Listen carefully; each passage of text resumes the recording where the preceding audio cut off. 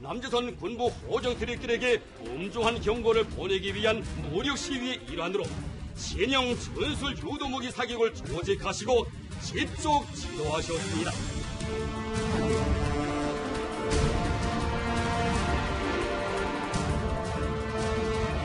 아무리 비위가 거슬려도 남조선 당국자는 오늘의 평양발 경고를 무시해버리는 실수를 범하지 말아야 할 것입니다.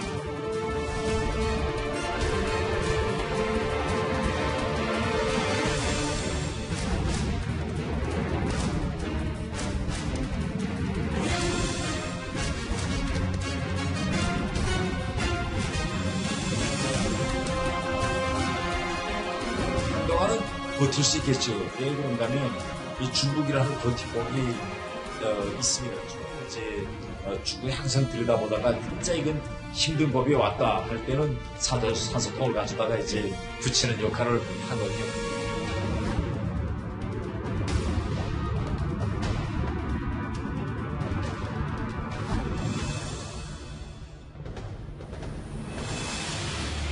Our military today is more powerful by far than ever before.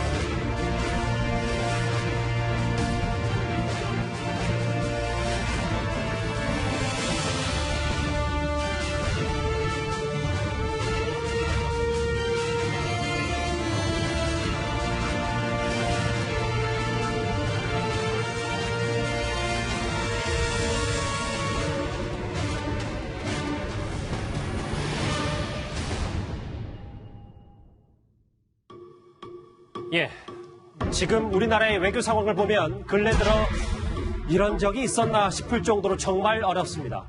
여기에 더해서 어제 북한이 신형 단거리 탄도미사일을 발사했는데 이례적으로 우리를, 대한민국을 명확히 겨냥해 비판했습니다. 한국을 벼랑 끝까지 내몰면서 김정은이 얻고자 하는 건 무엇일까요? 지금부터 긴급 진단을 해보겠습니다.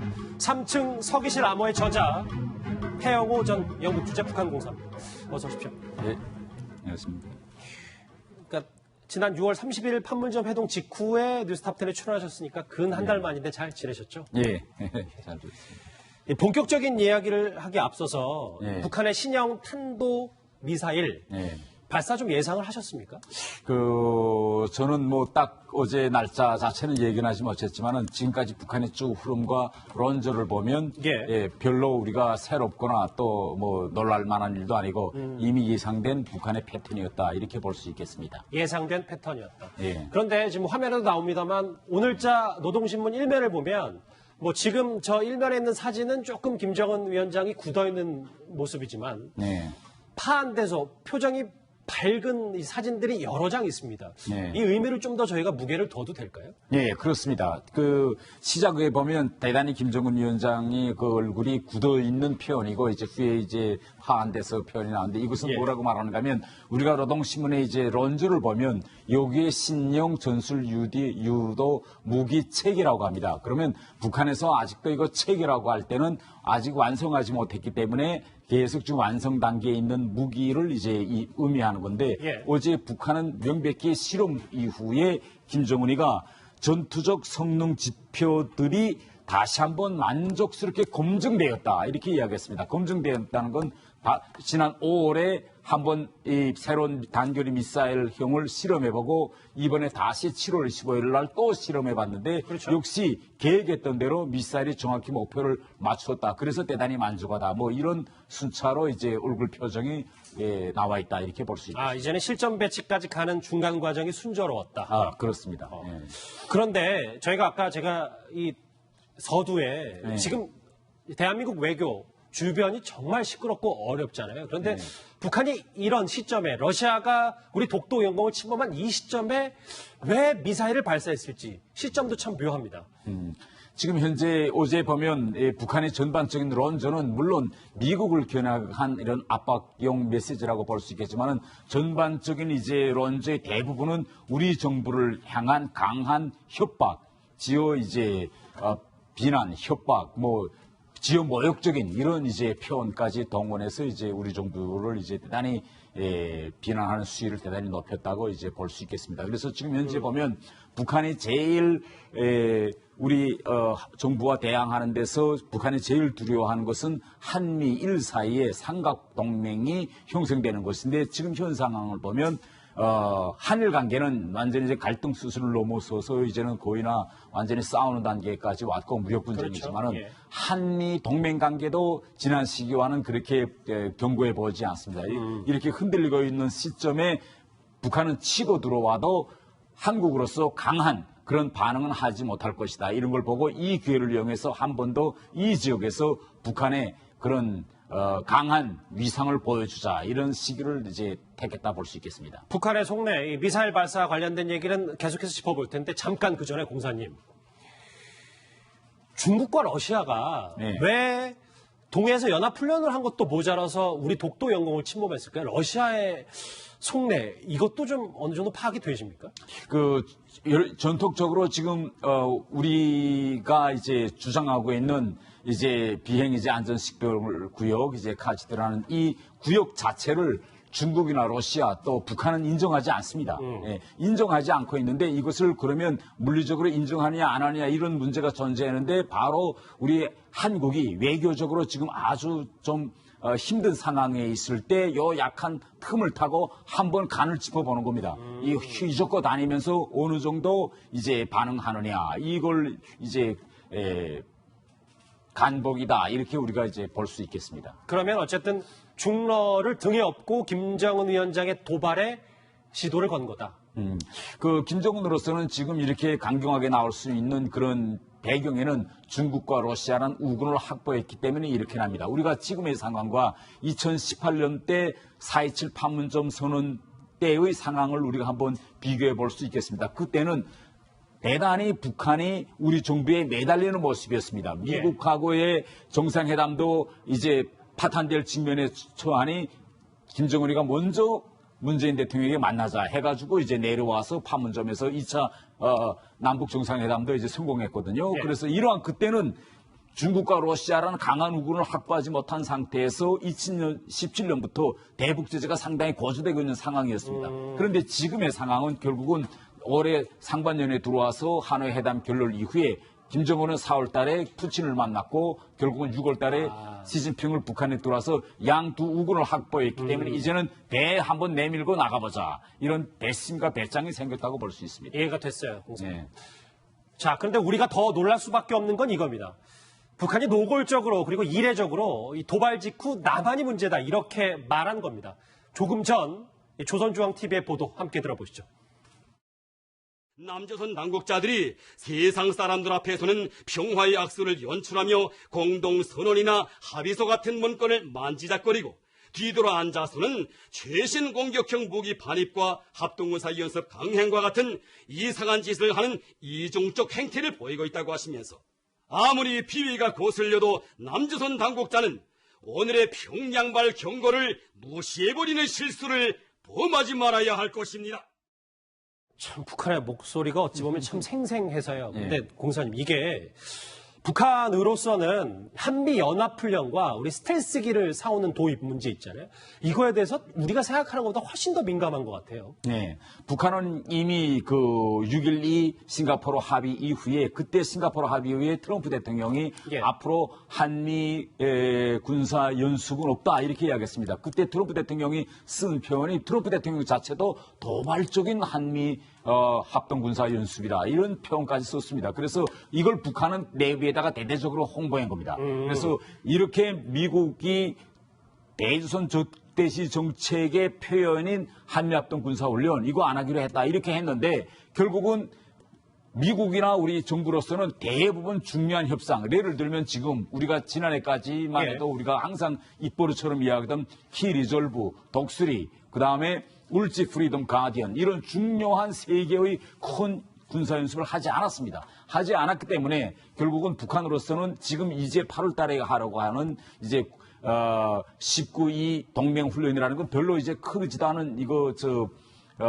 컴퓨터상의 뭐이시 군사훈련 연습이나 같은 이런 건데 북한은 이런 자그마한 것을 싸잡아가지고 예. 결국은 이것까지도 이제 중지해라라는 말과 이제 방금 뒤에서 평양발 이제 경고를 무시하면 큰일이다 이렇게 냈는데 이것은 왜 그러는가 하면 우리가 김정은이가 우리 정부를 향해서 이렇게 압박 수위를 높이면서 왜 미사일을 꺼내왔느냐 이 문제를 우리가 좀 눈여겨봐야 되겠다 이렇게 합니다. 어제 김정은이가 이야기했죠. 명백히 이야기했습니다. 북한은 어제 표현을 보면 적어도 활공 도약형 비행궤도 이럽니다. 예. 결국은 이건 우리가 전문가들이 이야기하는 이스칸데르형 맞아요. 미사일을 우리는 이제 가지고 있다. 그러니까 이런 미사일도 가지고 있는데 8월 달에 한미가 그런 연습해봤자 무슨 의미가 있느냐.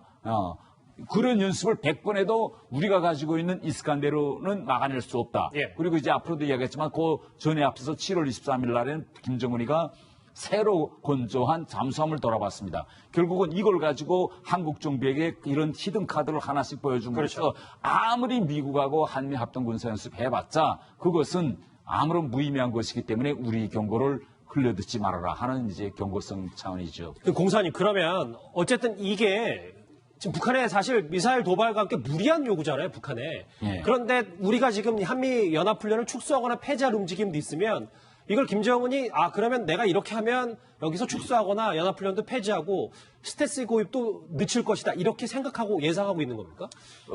뭐 예상한다기보다 김정은은 끝까지 밀어붙여서 결국은 양보를 받아내겠다. 양보를 받아냄으로써 돌아앉아서 북한 주민들에게 이렇게 강경하게 내가 미사일도 쏘고 잠수함도 건조하는 모습을 보여주니 예. 미국과 한국이 손을 들고 항복했다. 이런 모습이 김정은으로서는 필요한 거죠. 아하. 그러면 오늘은 정확히 대한민국을 겨냥한 도발이었다고 얘기를 했는데 예. 미국 비난을 자제한 속내는 뭐라고 봅니까? 총적으로 보면 이번에 김정은이가 실험한 미사일의 그 거리를 우리가 좀 눈여겨볼 필요가 있습니다. 지금 오늘 발표한 국방부 자료에 의하면 두 발 다 600km를 비행했다고 합니다. 그러면 이 600km란 범위는 아주 애매합니다. 이건 명백히 우리 대한민국에 대한 직접적인 이제 위협으로 되는데 그러면 이것이 미국에 대한 직접적인 위협이냐 또 일본에 대한 직접적인 위협이냐 이렇게 판단하기는 매우 모호합니다. 만약 이 미사일 비행거리가 좀 더 길었더라면 일본도 강하게 반발하고 미국도 끼어들었겠죠. 그러나 지금 현재 미국도 애매한 입장을 취하고 일본도 애매한 입장을 취하기 때문에 결국은 북한은 이러한 미사일 실험을 통해서 자기의 위력 가시는 과시대로 하면서 한미일 이 삼각축은 그 나름대로 이제 각계 이제 격파시킨다. 이런 의미에서 단거리 미사일을 발사하고 또 거기서 비난 수위도 우리 정부를 정조준하고 있는 것입니다. 자, 그런데 이번 신형 단거리 탄도미사일 발사 직후 북한에서 새롭게 등장하거나 이례적인 표현이 있습니다. 공사님 저하고 화면 같이 보실까요? 네. 보면 뭐 위력 시위 사격이라는 표현도 첫 등장이고 저는 이 두 번째 있는 이 표현에 주목하고 싶은 게 네. 국가 안전 보장에서 필수 사업, 국가 안전 보장. 어떤 의미입니까? 아주 이번에 새로운 표현이 등장했습니다. 그런데 북한이 지금 이러한 표현을 만들어낼 수밖에 없는 그러한 일들이 최근에 이제 있었다고 볼 수 있겠습니다.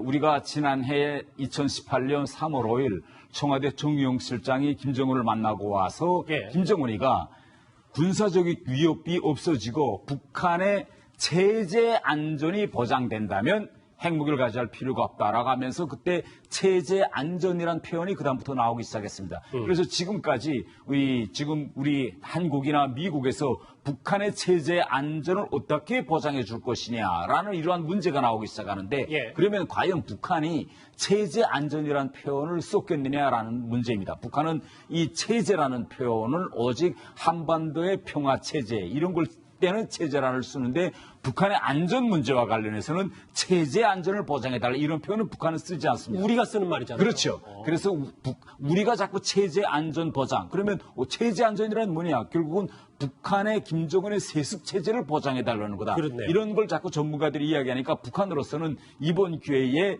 이 체제 안전 보장에 대한 북한의 명백한 입장을 보여줘야 되겠다 이렇게 생각하고 우리가 요구하는 건 체제 안전 보장이 아니라 국가 안전이다라는 의미에서 처음으로 이런 표현을 정립하지 않았느냐 저는 이렇게 생각합니다. 체제 안전에 대해서 그만큼 절실하다는 방증도 되고. 네. 그러면 태공사님은 위력 시위 사격이라는 말도 들어보셨습니까? 뭐 위력 시위 사격, 여러 이렇게 위력 시위 사격, 여러 6글자 표현은 처음 나왔지만 뭐 북한이 흔히 쓰는 것이 위력이 뭐 검증되었다. 예. 뭐 그다음에 시위, 사격 이런 표현을 쓰는데 이 6글자 위력 시위 사격 이런 표현은 이번에 처음 나오는 이런 표현입니다. 예, 그렇군요. 자, 그런데 북한의 신형 탄도미사일은 요격은 물론이고 사실 우리로선 탐지조차 쉽지 않아 보입니다. 조선중앙TV의 발표 내용 한번 듣고 계속해서 얘기를 좀 나눠보도록 하겠습니다. 특히 이 전술 유도무기 체계의 신속한 화력 대응 능력, 방어하기 쉽지 않을 전술 유도탄의 저 고도 활공 도약형 비행 궤도의 특성과 그 전투적 위력에 대해 직접 확인하고 확신할 수 있게 된 것을 만족하게 생각한다고 하시면서 뭐 저 말도 있고 사실 스스로 요격하고 쉽지 않다고 조선중앙TV를 보면서 보도를 했어요. 네. 그만큼 자신감의 표현인지 아니면 우리를 의식한 건지 궁금합니다. 지금 이제 북한이 사용한 저고도 활공 도약형 비행 뭐 예. 이런 지금 표현을 썼습니다. 그런데 지금까지 우리 정부와 미국이 우리 한반도 미사일 방어 체제 이제 구축해서 지금 새롭게 도입한 것은 바로 사드 체계입니다. 그렇죠. 그런데 이 사드 체계라는 거는 규칙적인 이제 비용 궤도가 검증됐을 때만이 여격이 가능한 겁니다.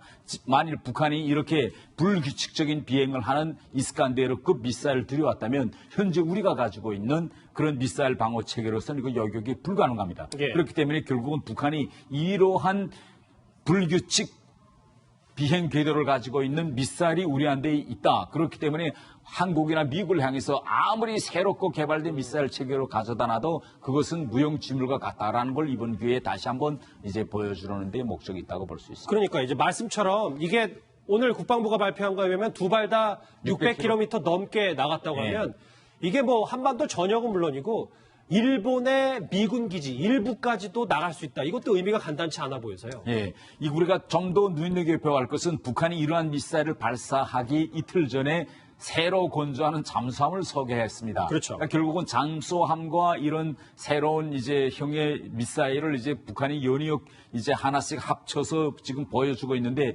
이러한 것을 보여주고 있는 것은 현재 우리 한국과 미국 사이의 한미 대용 전반적인 체계에 어떠한 허점이 있고 이 허점을 메우려면 미국과 한국이 얼마나 많은 돈을 투자해야 되겠냐. 그러니까 결국은 북한이 요구하는 대로 미국이나 한국이 계산법을 바꾸고 북한의 요구를 받아들이라. 이렇게 말하자면 골아픈 숙제를 이제 던져줬다. 이렇게 말할 수 있겠습니다.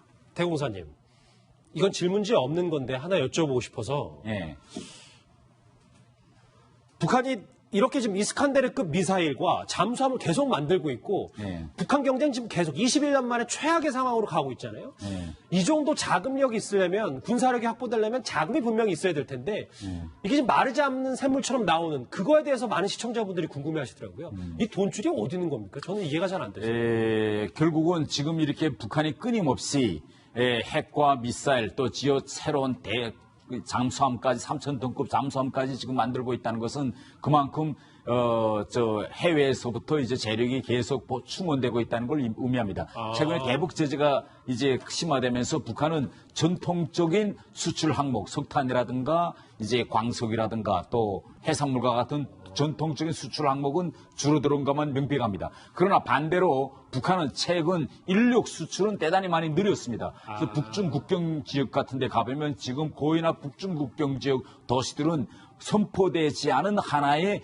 경제 특구화되고 가고 있습니다. 북한 노동자들이 대량 넘어가서 거기서 이제 돈을 벌어서 외화를 지금 북한에다 계속 수혈해주고 있다. 이렇게 이제 볼 수 있겠습니다. 통치 자금의 다변화를 좀 꾀하기 위해서. 예. 그렇군요. 자, 들으셨던 것처럼 북한이 겉으로는 이렇게 남한을 정조준하고 있지만 사실 북한이 원하는 건 미국의 반응일 겁니다. 북한의 신형 탄도미사일 발사 이후 트럼프 대통령은 미 국방부인 펜타곤을 찾았는데 별다른 언급은 없었습니다. 같이 들어보시죠. Pray to God that we never have to use it, but we have the best in the world in every aspect of military. The sight of American warriors brings solace into the hearts of our friends and strikes fear into the hearts of our enemies. Our military today is more powerful by far than ever before. 글쎄요, 물론 자리가 자리여서 그런지 모르겠습니다만 트럼프 대통령이 이 탄도미사일과 북한의 신형 잠수함 건조에 대해서는 별다른 뾰족한 말을 없거든요. 그 이유가 뭐라고 보십니까? 지금 트럼프 대통령은 두 가지 딜레마에 빠져 있습니다. 첫 번째 딜레마는 예.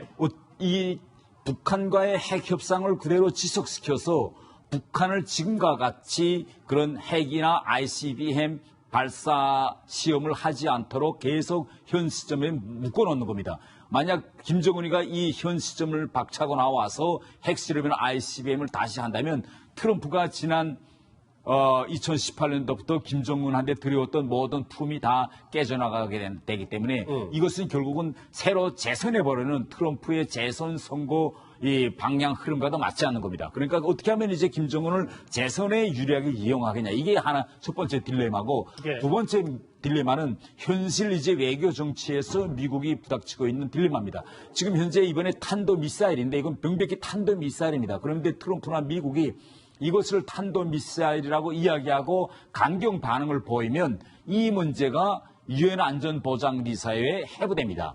그러면 유엔 안전보장리사에서 이 문제가 나오면 미국으로서는 또 서방 진영 국가들로서는 북한에 추가적인 제재를 가하자는 안보리 교리를 만들어야 됩니다. 자동적으로. 그렇죠. 예. 그러면 현 시점에서 안보리 교리를 통과시키면 러시아와 중국이 동의가 있어야 되는데 북한은 이미 러시아나 중국으로부터 그 어떤 추가 제재 교리에도 거부권을 행사하겠다는 걸 다 받아놓은 상태에서 지금 우군이니까요. 그렇죠. 예. 그러니까 미국은 지금 승산 없는 싸움을 벌였다가 예. 오히려 전 세계 앞에서 북한 뒤에는 중국과 러시아가 있고 미국은 이 북핵 협상에서 지금 밀리고 있는 상황이라는 모습을 트럼프는 보여주고 싶지 않은 겁니다.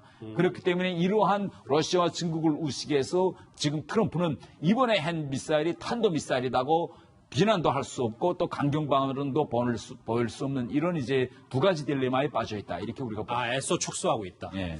근데 대신 폼페이오 장관이 입을 열었어요. 그러니까 이 도발, 이 북한의 미사일 발사가 약간 지렛대, 협상용 지렛대라고 폼페이오 장관도 얘기를 했는데 그럼 북한이 실무 협상 테이블에 나와야 될 거 아닙니까? 네. 나오려면 미국도 뭘 줘야 될 텐데 그럼 미국은 한미연합훈련 중단이란 선물을 줘야 되는 겁니까?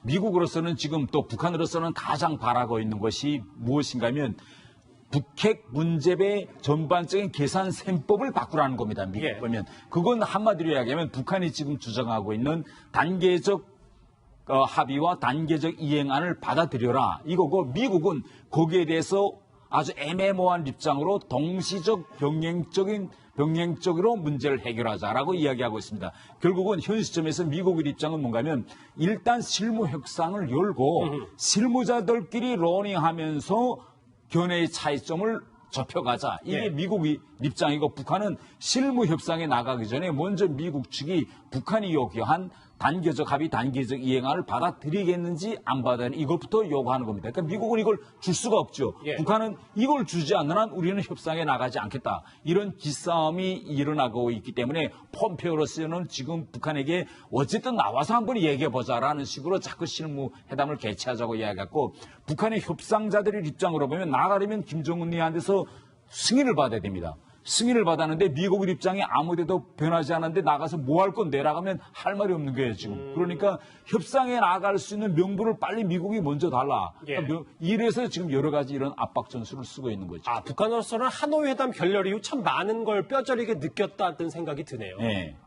그렇기 때문에 지금 북한은 계속 일관하게 이야기하고 있는 것이 하노이 회담 때 각자가 제기했던 제안을 다 내려놓고 각자의 이해관계에 맞는 새로운 해법을 찾자. 그래서 만나자라는데 미국도 아직 새로운 해법을 제기하지 않고 북한은 이미 우리가 요구하는 건 단계적 합의, 단계적 이행이다. 그러니까 예. 이걸 미국이 받아들이면 우리는 실무협상에 나가서 어떻게 이걸 이행하겠는가 토의할 거고 미국이 받아 안 들인다면 우리는 안 나갈 거야. 이런 입장이죠. 북한의 배짱도 참 대단하네요. 예. 자, 그런데 우리가 잊지 말아야 할 부분이 또 하나 있습니다. 바로 며칠 전 김정은 위원장은 신형 잠수함을 이렇게 시찰했습니다. 뭐 다른 화면이야 이틀 전 보도로 저희 뉴스탑10에서 깊숙이 다뤄봤는데 태공사님은 저에게 제작진에 이걸 좀 집중하고 싶다고 미리 얘기하셨어요. 벌써 좀 모자이크된 부분을 좀 주목해야 된다고 하셨는데 그 이유가 뭡니까? 지금 이 북한에 왜 이렇게 잠수함을 공개하고 나가느냐 이걸 먼저 이야기하기 전에 우선 우리 한미의 대북 그 군사 전략적 구도를 우리가 먼저 보는 것이 필요합니다. 예. 우리 한미의 대북 전략적 구도는 지금 쉽게 이야기하면 지상과 공중에 우선되어 있습니다. 그래서 만약 북한이 도발한다거나 예를 들면 유사시 전쟁과 같은 상황이 일어난다면 지상에서 한미가 어떻게 작전하며 공중에서는 한미 공군이 어떻게 연합작전을 해서 북한의 모든 시설을 초토화시키겠느냐 이런 데로 지금 집중되어 있습니다. 그러니까 북한은 이 점을 다 알기 때문에 북한은 비대칭 방향인 한미의 제일 약한 고리인 바다 밑으로 들어가겠답니다. 그게 잠수함이네. 그렇죠. 그런데 지금 우리는 한미산에 훈련되는 그런 바다 밑으로 들어오는 북한의 잠수함을 한미가 어떻게 바다 밑에서 이걸 여격하고 격침하고 어떻게 하겠냐 이런 훈련이라든가 전반적인 이런 건 제가 알고 있는 바에는 이제 없습니다. 이게 첫 번째이기 때문에 그런 비대칭으로 가자. 이게 북한의 생각이고 예. 다른 하나는 북한의 총적인 대남 군사 전략은 한반도에서 유사시 사태가 일어나는 경우 미국의 개입을 차단시키는 겁니다. 미국의 개입을 군사적으로 차단시키는 데는 북한은 두 가지 방법이 있다고 생각합니다. 예. 하나는 핵 ICBM을 만들어서 미국의 본토를 직접적으로 위협하는, 그러니까 공중에서 지상에서 위협하는 거죠. 그러니까 이번에 선거와 달리 장거리 탄도미사일 개발. 그렇죠. 예. 그리고 다른 하나는 바다에다 숨겨놨다가 미국을 쏘는 게 바로 이 SLB입니다. 그러니까 우리가 한반도의 미국의 유사시 개입을 막으려는 걸 하나의 북한의 전략을 새로 본다면 이거는 새의 좌우 날개와 같은 것이죠. 그래서 만약 북한이 이 SLB 이걸 완성하고 보유한다면 북한으로서는 미국은 영원히 한반도에서 북한을 선제 공격할 수도 없고 만일 북한이 진짜 이 ICBM과 플러스 SLBM을 완성한다면 미국은 어느 한때인가 한반도에서 손을 떼고 나갈 수밖에 없을 것이다. 이게 북한의 지금 전략적인 타산입니다. 다시 한번 읽어보면 중요한 내용 같아. 핵잠수함을 보유하면 미국은 영원히 북한을 선제 공격 못하기 때문에. 예. 그런데 잠수함을 원래 아무리 본인의 김정은 위원장의 역작이라고 하더라도 히든 카드잖아요. 그렇죠. 말씀하셨던 게임 체인저 역할을 스스럼 없이 이렇게 대대적으로 공개한 이유는 그만큼 그 김정은 위원장이 잠수함 개발에 이제는 어느 정도 궤도에 올랐다라고 판단한 겁니까? 이미 북한은 전 세계적으로 잠수함과 잠수정 보유 척수에서는 북한이 1위입니다. 전 세계적으로 1위죠. 네, 1위죠. 북한은 총 84척의 그렇죠. 잠수함과 잠수정을 보유하고 있습니다. 물론 개개 잠수함과 잠수정은 우리 한국이 가지고 있는 잠수함보다 퀄리티에서는 떨어지지만 총 보유 대수에서는 이거고 지금 북한은 점점 더 위험한 방향으로 가고 있는데 북한의 최종 목적은 뭔가면 핵 잠수함을 건조하는 겁니다. 예. 북한은 이제 내 생각 제가 판단한다면 조만간에 핵 잠수함 건조하는 데로까지 나갈 것입니다. 그게 수년 안에 혹은 내년까지도 이번에 공개된 핵잠수함 3,000톤급 이것도 실전 배치가 가능하다는 말씀이십니까? 이 잠수함은 이미 실전 배치가 이건 핵 잠수함이냐 아니면 디젤 잠수함, 제까지는 아직도 핵 잠수함까지는 올라가지 못했는데 이건 디젤형 잠수함이라고 봅니다. 북한이 실전 배치가 필요 없다면 저렇게 방대한 돈을 써서 저렇게 큰 잠수함을 건조하지도 않았을 것입니다. 저건 분명히 이제 실전 배치가 가능한 그런 이제 3,000톤급 그런 잠수함으로 볼 수 있고 이번에 더 흥미로운 건 북한이 TV로 이걸 보면서 꼭 위에 잠수함의 이제 겸이 부분은 모자이크 다 그러니까 아까 그 부분이에요. 예. 모자이크가 준비가 됐나요? 예. 이 부분이요. 예. 예. 요걸 지금 현재 전문가들이 이야기하는 거면 여기다가 3개의 SLBM 미사일을 장착할 것으로 심을 수 있다는 거죠. 그렇죠. 북한은 지금 하고 있다. 그러니까 결국은 지금 현재 우리가 지금 북한의 이제 SLB형을 보면 여기다 탑재하는 건 북한에서 북극성이라고 말합니다. 예. 그러니까 이미 북한은 북극성 1호 잠수함에 대해서 이야기할 때 북한에서는 이제 형과 호라고 나눠요. 그러니까 그렇죠. 사진에다가 북극성 3형 할 때는 이건 아직 개발 단계에 있고 북극성 1호 하면 완성돼서 이건 실전 대비에 들어갈 때는 형으로부터 호로 바뀝니다, 말이. 화성 14형 이런 것도 마찬가지잖아요. 그렇죠. 예. 그런데 북한은 이미 북극성 1호는 했고, 이미 다 보여줬습니다. 그 다음에 이제, 쿨링 린치 이것도 이제 북한은 보여줬고, 이미 북한의 말로는 북극성 2호도 완성됐다고 했습니다. 2017년에 북한이 공개한 사진을 보면 북극성 3형, 아직은 3형인데 이것까지 만약 북한이 완성했다면 이 북극성 3호를 이 신형 잠수함에 탑재해서 이걸 실전 배치한다면 정말 우리한테는 대단히 큰 게임 체인저로 다가올 수 있습니다. 그러면 이제 어제 발사한 신형 탄도미사일과 그리고 이제 그제 공개됐던 이 신형 잠수함까지 합쳐지면 북한의 협상력은 대단해지는 거잖아요. 그렇죠? 북한의 협상력이 대단해질 뿐 아니라 반대로 우리 견제에서 놓고 보면 지금까지 우리가 수십 년 동안 돈을 쓰고 굳혀온 한미의 대북 군사 전략을 우리는 완전히 뒤집어야 됩니다. 아, 한미일 공조부터도요? 한미 군사동. 한미. 예. 지금 우리는 지상과 공중에 위주하고 있는데 만약 이러한 SLB가 실전 배비된다면 우리는 결국은 바다까지도 바다로부터 움직이고 있는 북한의 모든 이 잠수함을 어떻게 하면 이걸 사전에 제압할 것이냐라는 문제까지 해결되는데 결국 우리로서는 이번에 7월 달에 예. 이스칸데르가 완성된 걸 보고 이 대형 잠수함을 봄으로써 앞으로 그러면 우리는 미사일 방어망 체계는 어느 길로 가야 할 것이냐 이런 문제와 그럼 바닥은 어떻게 할 것이냐 그러네요. 이 큰 두 가지 생법이 달라지니까 완전히 이 두 가지 난제를 주면서 어제 김정은이가 한 것이 이 평양발 경고를 이거 흘려듣지 말아라. 이거 흘려듣으면 너네 정말 골 아프게 될 거다 이거예요. 그러니까 저렇게 조선중앙TV를 통해서 자신만만하게 얘기한 거죠. 제가 아마 예. 판단하거든요. 지금 우리 국방부 전문가들은 지금 아마 제가 큰 난리가 나잖아요. 앞으로 그럼 우리 대한민국의 안보 전략을 어떻게 수정할 것이냐. 이 큰 이제 난제가 생겼다고 볼 수 있습니다. 그렇게 쭉 듣고 보니까 북한이 우리 당국에 주겠다는 쌀도 거부하고 이영호 외무상 ARF 여기도 회의 참석 안 하는 것도 다 배짱이 있는 이유가 있는 거네요. 예.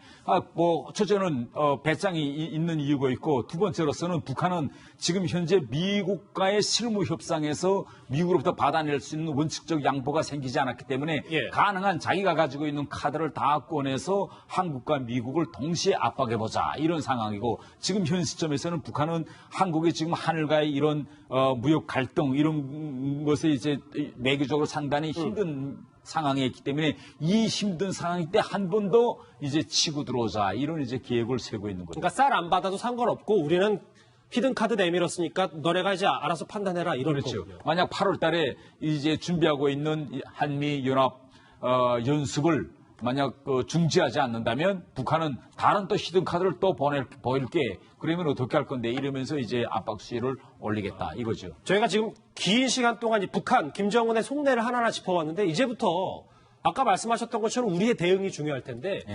그럼 우리가 생각할 때는 작년에 있었던 4.27 판문점 정상회담, 남북 정상회담의 효과가 이제 거의 떨어진 거다. 그럼 모멘텀이 좀 바뀌는 시점이 온 겁니까? 아니, 김정은 자체가 이번에 이야기했습니다. 지금 남조선 당국은 앞에서는 이 판문점 이제 선언과 9월 평양 선언을 만지작거리고 예. 뒤에서는 지금 이런 일을 하고 있다라고 하면서 북한 자체가 지금 이건 무의미한 거라고 이야기했습니다. 그렇기 때문에 저는 이제부터라도 우리 정부가 지금까지 대북 정책을 다시 한번 심각히 검토하고 올바른 이제 방향을 선택할 때가 이제는 됐다. 저는 이제 이렇게 판단합니다. 그럼 좀 더 구체적으로 여쭤볼게요. 네, 우선 첫째로 우리가 지난 5월 달에 김정은이가 첫 이스칸데르 발사 시험을 했을 때 예. 우리는 여기에 대해서 미사일이냐 탄도미사일이냐 여기에 대해서 명백한 입장을 내놓지도 않았고 미국도 내놓지도 않고 아주 맞아요. 애매모호하게 넘어갔습니다. 이런 모든 문제들에서 우리가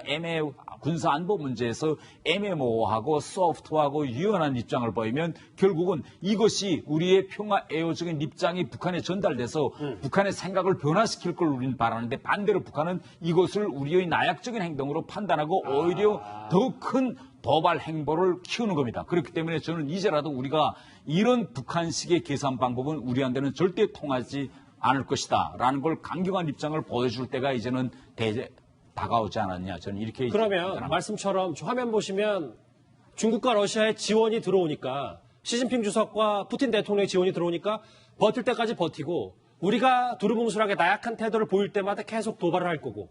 이거네요. 그렇죠. 그렇게 되면 김정은으로서는 이겁니다.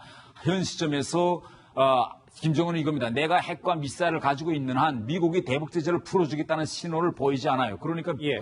김정은으로서는 내가 이런 상태에서 미국이나 또 한국 정부가 하라는 대로 조용히 있을 필요가 뭐지? 이렇게 생각하는 것. 그러니까 한번 좀 도발적으로 한번 나가보자. 이런 게 김정은의 이제 첫 번째 생각이고 두 번째는 이런 정도로 놀아도 유엔에서 2017년 때와 같이 국제공동체가 북한의 대북 제재, 추가적인 제재 교리를 만들어내지 못한다는 걸 김정은은 이미 다 알고 있는 겁니다. 알고 있기 때문에 김정은이가 이렇게 도발로 나올 수 있는 이런 외부 환경을 만들어 놓고 지금 나온다. 이렇게 우리가 볼 수 있기 때문에 우리로서는 만약 김정은의 계산법대로 동북아 정세가 흘러가지 않도록 우리는 적극적인 외교를 저는 해야 된다. 이렇게 봅니다. 중국과 러시아에도 이런 김정은의 도발 행위를 이건 묵시하면 안 된다. 당신들도 다시 우리 대북 제재에 동참해달라는 걸 요구하고 지금 이번에 이스칸데로 이거 600km 미사일을 실험을 했는데 가만히 있을 것이 아니라 저는 미국과 또 다른 이제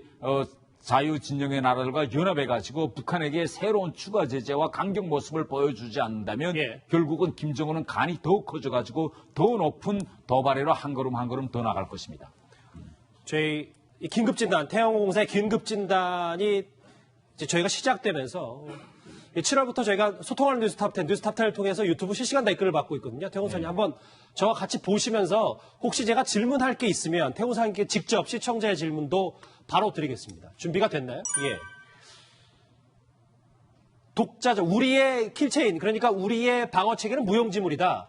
독자적 핵무장을 갖추든지 미국에 편입해야 된다는 주장도 하셨습니다. 또 있나요? 예. 자, 우리나라 핵무기를 빨리 개발하자. 핵무장론을 제기하신 분도 있고, 예. 핵무기 만들어 놓고 2차 대전 이후 써먹는 나라가 있나?